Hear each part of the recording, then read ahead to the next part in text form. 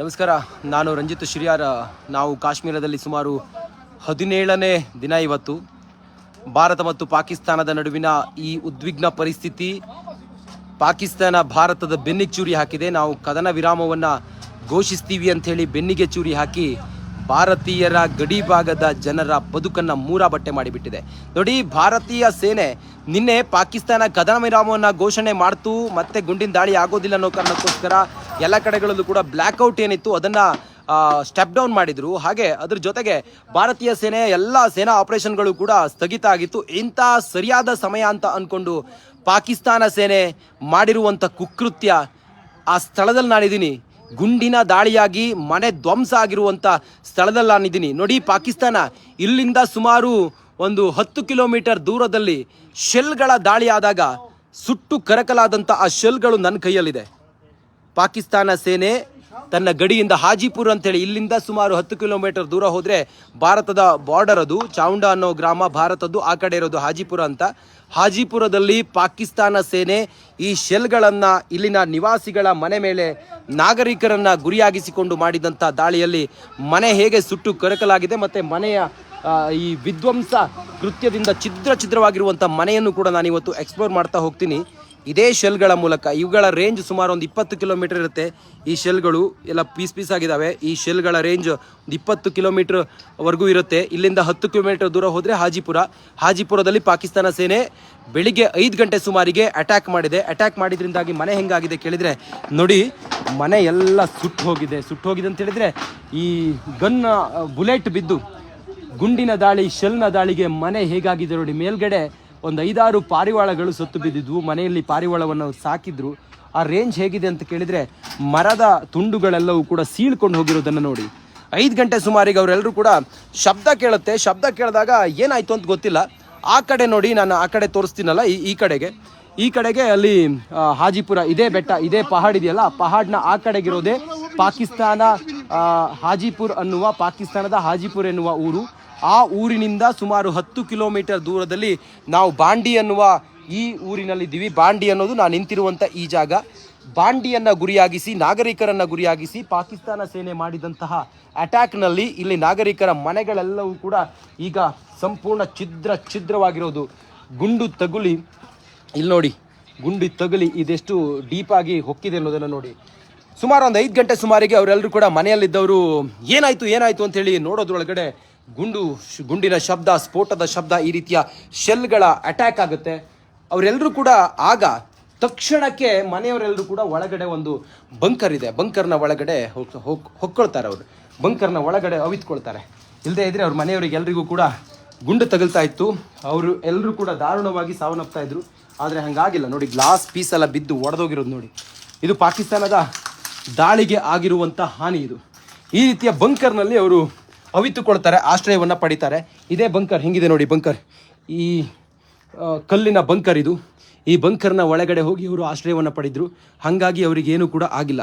1988ರಲ್ಲಿ ಈ ರೀತಿಯ ದಾಳಿ ಆಗಿತ್ತು ಅನ್ನೋದನ್ನು ಆ ಮನೆಯವರೆಲ್ಲರೂ ಕೂಡ ಹೇಳ್ತಾರೆ. ಇಷ್ಟು ಡೀಪಾಗಿ ಆಗಿರಲಿಲ್ಲ.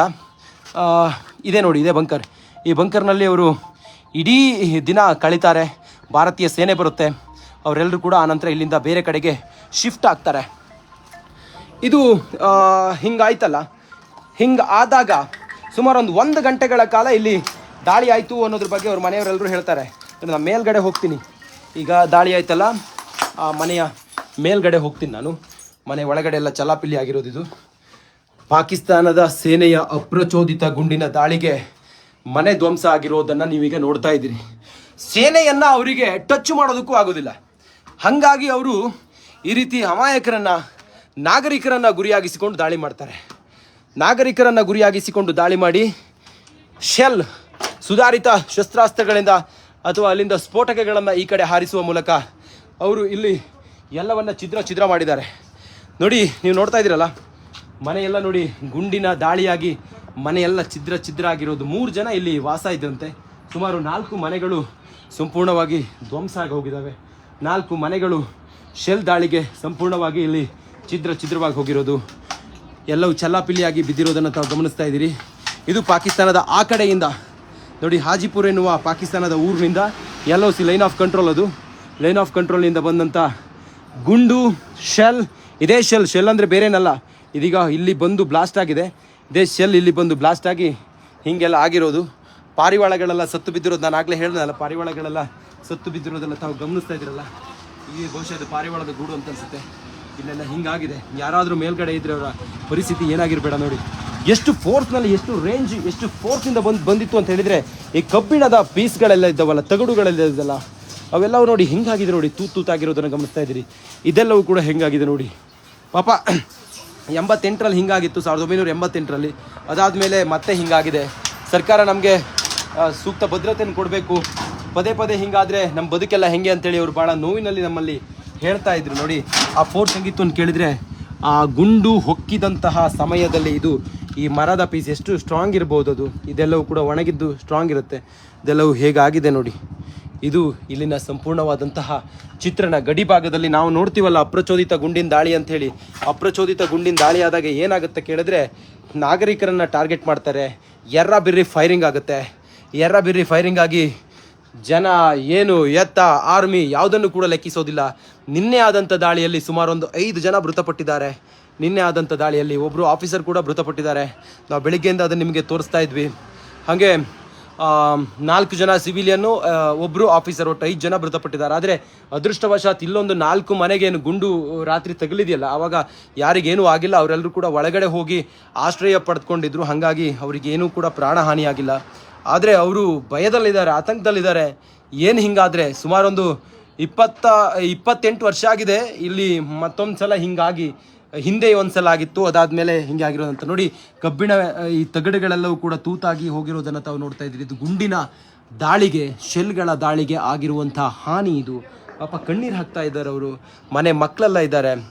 ಏನಾದರೂ ಹೆಚ್ಚು ಕಮ್ಮಿ ಆಗಿದ್ರೆ ಹೇಗೆ ಅಂತೇಳಿ ಅವರೆಲ್ಲರೂ ಕೂಡ ಭಾಳ ನೋವಿನಲ್ಲಿ ನಮ್ಮ ಜೊತೆ ಮಾತಾಡ್ತಾ ಇದ್ರು. ಸಿಮೆಂಟ್ ಎಲ್ಲವೂ ಕೂಡ ಕಿತ್ತೋಗಿರೋದನ್ನು ತಾವು ನೋಡ್ತಾ ಇದ್ದೀರಿ. ಇಲ್ಲೊಂದು ರೂಮನ್ನು ತೋರಿಸ್ತೀನಿ, ರೂಮ್ ಹೇಗಿದೆ ಅಂತ ನೀವು ನೋಡಿ ಒಂದ್ಸಲ.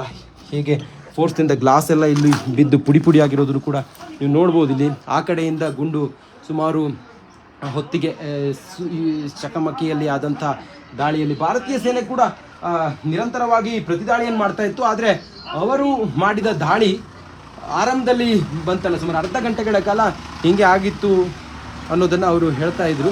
ಸರ್ आपका नाम क्या है सर? ಸರ್ क्या हो गया ಸರ್ ಇದು? Okay no problem. Okay no problem. Okay ಅವರು ಮಾಧ್ಯಮದವರೇ, ನಮ್ಮ ಮಾಧ್ಯಮದವರೇ. ಅವರು ಮನೆಯವರಿದ್ದಾರೆ, ಅವ್ರನ್ನ ಮಾತಾಡಿಸ್ತೀನಿ ನಾನು. ನೋಡಿ ಹಿಂಗೆ ಆಗಿತ್ತು ಅನ್ನೋದನ್ನು ಹೇಳ್ತಾ ಇದ್ರು ಅವರು. ಪಾಪ ಅವ್ರನ್ನ ಮಾತಾಡ್ಸಿದ್ವಿ ನಾವು ಆಗಲೇ. ಮಾತಾಡಿಸಿದಾಗ ಅವರು ಹಿಂಗಾಯಿತು ಹಿಂಗೆ ಅನ್ನೋದನ್ನು ಹೇಳ್ತಾ ಇದ್ರು ನೋಡಿ. ಇದು ಇಲ್ಲಿನ ಚಿತ್ರಣ. ಅವ್ರನ್ನ ಒಂದ್ಸಲ ಮಾತಾಡಿಸ್ತೀನಿ ನಿಮಗೆ ಅವರೇ ಹೇಳ್ತಾರೆ ಏನು ಎತ್ತ ಅನ್ನೋದನ್ನು. ಅವರೇ ನಿಮಗೆ ಒಂದು ಸಲ ಹೇಳ್ತಾರೆ. ಅವ್ರನ್ನೇ ಒಂದು ಸಲ ಮಾತಾಡಿಸೋ ಪ್ರಯತ್ನ ನಾನು ಮಾಡ್ತೀನಿ. Hi sir.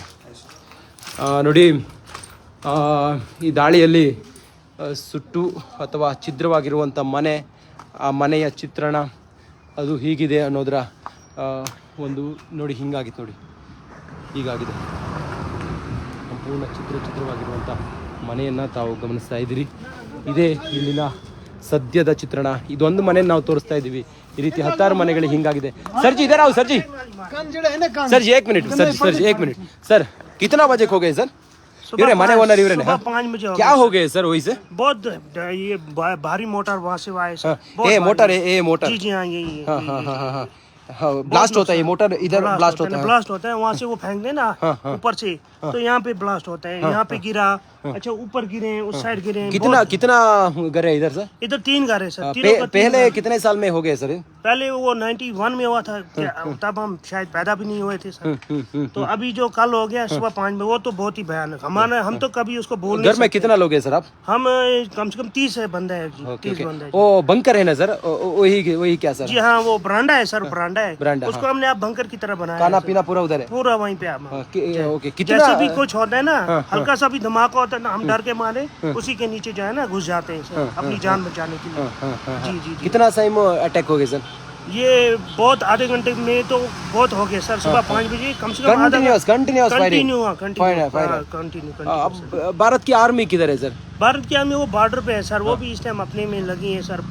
वो भी अब कहाँ देखेंगे. इतना हम कम से कम शेल्टर होना चाहिए. अगर गवर्नमेंट ने उस टाइम सोचा होता, कम से कम शेल्टर हमें दिया होता, तो हम भी थोड़ा जो है Okay, छुपने। अभी हम भाग गए, अभी हम बारामूला से सुबह हमें न्यूज आया कि आपका मकान ಎಸ್ ये डैमेज हो चुका है thank you sir, thank you तभी हम आए। ಎಸ್ ಎಸ್ ಎಸ್ ನೋಡಿ, ಇದು ಅವರು ರಾತ್ರಿ ಏನಾಯ್ತು ಅನ್ನೋದ್ರ ಬಗ್ಗೆ ಅವರು ನಮ್ಮ ಜೊತೆಲಿ ಮಾತಾಡ್ತಾ ಹೇಳ್ತಿದ್ದಂಥದ್ದು ನೋಡಿ. ಫೈರಿಂಗ್ ಮತ್ತೆ ಸ್ಟಾರ್ಟ್ ಆಯ್ತಾ? ಮತ್ತೆ ಫೈರಿಂಗ್ ಸ್ಟಾರ್ಟ್ ಆಗಿದೆ. ನಾವು ಇಲ್ಲಿಂದ ಮೂವ್ ಆಗ್ತಾ ಇದ್ದೀವಿ ಈಗ. ಮತ್ತೆ ಶಬ್ದ ಕೇಳಿಸ್ತಾ ಇದೆ. ಫೈರಿಂಗ್ ಸ್ಟಾರ್ಟ್ ಆಗಿದೆ. ಮಂಜು, ಫೈರಿಂಗ್ ಸ್ಟಾರ್ಟ್ ಆಗಿದೆ, ಮತ್ತೆ ಫೈರಿಂಗ್ ಸ್ಟಾರ್ಟ್ ಆಗಿದೆ ಅನ್ನೋದನ್ನ ಅವ್ರು ಹೇಳ್ತಾ ಇದ್ರು. ನಾವೀಗ ಮತ್ತೆ ಇಲ್ಲಿಂದ ಮೂವ್ ಆಗ್ತಾ ಇದ್ದೀವಿ. ಲಕ್ಷ್ಮಿ, ಲೋಗೋ ಫೈರಿಂಗ್ ಸ್ಟಾರ್ಟ್ ಆಗಿದೆ, ಬಂಕರ್ಗೆ ಹೋಗಿ. ನೋಡಿ, ಪಾಕಿಸ್ತಾನದ ಹೀನ ಕೃತ್ಯ ಹೆಂಗಿದೆ ಅಂತ ಹೇಳಿದರೆ, ಕಪಟಿ ನಾಟಕ ಮಾಡಿ ಅಮೇರಿಕದ ಎದುರಿಗೆ ನಾವು ಫೈರಿಂಗ್ ನಾವು ಕದನ ವಿರಾಮವನ್ನು ಘೋಷಿಸ್ತೀವಿ ಅಂತೇಳಿ ಹೇಳಿದವರು ಈಗ ಮತ್ತೆ ಏನು ಮಾಡ್ತಿದ್ದಾರೆ ಅನ್ನೋದನ್ನು ತಾವು ಗಮನಿಸ್ತಾ ಇದ್ದೀರಲ್ಲ. ಇದು ಪಾಕಿಸ್ತಾನದ ಅಸಲಿ ಮುಖ. ರಿಪಬ್ಲಿಕ್ ಕನ್ನಡ ಸುಮಾರು ಒಂದು 17 ದಿನದಿಂದ ಇಲ್ಲೇ ಇದ್ದು ಚಿತ್ರಣವನ್ನು ನಾವು ನಿಮಗೆ ತೋರಿಸುವಂಥ ಪ್ರಯತ್ನವನ್ನು ಮಾಡ್ತಾ ಇದ್ವಿ.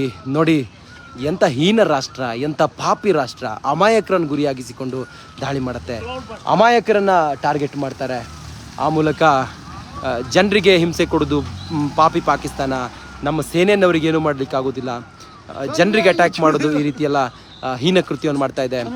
ಈಗ ಭಾರತ ಒಂದು ಆಪರೇಷನ್ ಅಥವಾ ನಿರ್ಣಾಯಕ ಹಂತದಲ್ಲಿ ಇದನ್ನು ಈಗ ಸಂಪೂರ್ಣವಾಗಿ ಮುಗಿಸೋ ಪ್ರಯತ್ನವನ್ನು ಮಾಡಬೇಕು. ಆ ಮೂಲಕ ಭಾರತೀಯರಿಗೆ ಒಂದು ಭದ್ರತೆಯನ್ನು ಒದಗಿಸಬೇಕನ್ನೋದು.